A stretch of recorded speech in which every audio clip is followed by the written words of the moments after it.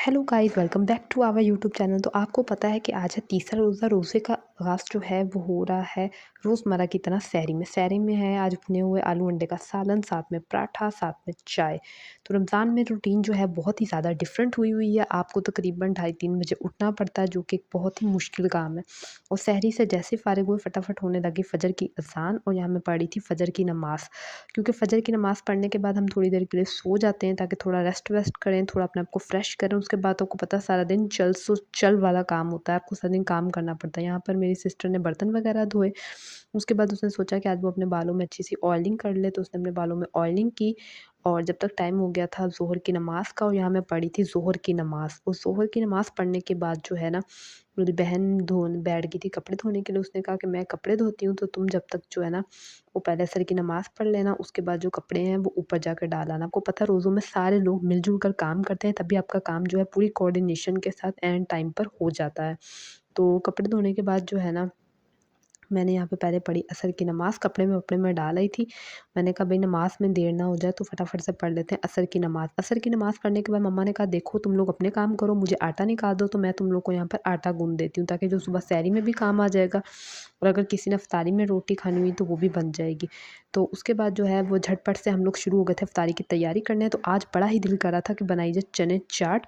तो यहाँ पर हम मिल-जुल कर बना रहे थे चने चाट। आपको पता है चने चाट, कभी फ्रूट चाट, ये सब आइटम जो है ना, ये आपके दस्तरख़्वान को बहुत ही ज़बरदस्त कर देते हैं, और दस्तरख़्वान की पूरी लवाज़मात सजा देते हैं, और इससे आपको बहुत ही ज़्यादा जो है ना मज़ा आता है। और चने चाट के तो क्या ही कहने, बड़ी कोई खट्टी मीठी सी मतलब कि कोई मिर्चों वाली चने चाट खा लें आप। बहुत कोई लोग बहुत स्पाइसी खाते हैं, मैं ख़ैर ज़्यादा स्पाइसी नहीं खाती, लेकिन मेरे घर वालों को जो है ना वो स्पाइसी फ़ूड बहुत ही ज़्यादा पसंद है।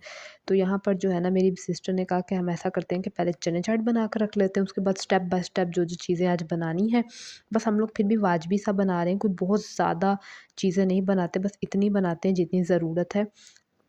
और वैसे भी कोई रोज़ा रखने का ये मतलब तो नहीं है कि आपको कोई बहुत ही ज़्यादा जो है ना वो खाना खाना है। तो चने चाट बनाने के बाद वो चने चाट बनाई थी, मैंने कहा चले मैं ऊपर चलती हूँ छत पर, क्योंकि जो कपड़े धोकर डाले थे ना, तो वो मैं देख रही थी कि ऊपर जो कपड़े हैं वो खुश्क हुए हैं कि नहीं, क्योंकि फिर हम लोग छत का डोर जो है ना वो क्लोज़ कर देते। तो यहाँ पे मैंने हाथ वगैरह लगाकर देखा, तो ये सारे कपड़े-वपड़े धोए थे, चादरें वगैरह भी धोई थी। सारे जो कपड़े हैं ना वो खुश्क हो गए थे, तो मैंने आके कपड़े वगैरह नीचे रखे, और उसके बाद बना रहे थे शरबत। तो शरबत में जो है ना आज संदल वाला शरबत दिल कर रहा था कि थोड़ा-सा ये ट्राई करके देखें। मैंने आपको कल कहा ना, हम लोग शरबत जो बनाते हैं वो डिफरेंट-डिफरेंट ट्राई करते हैं।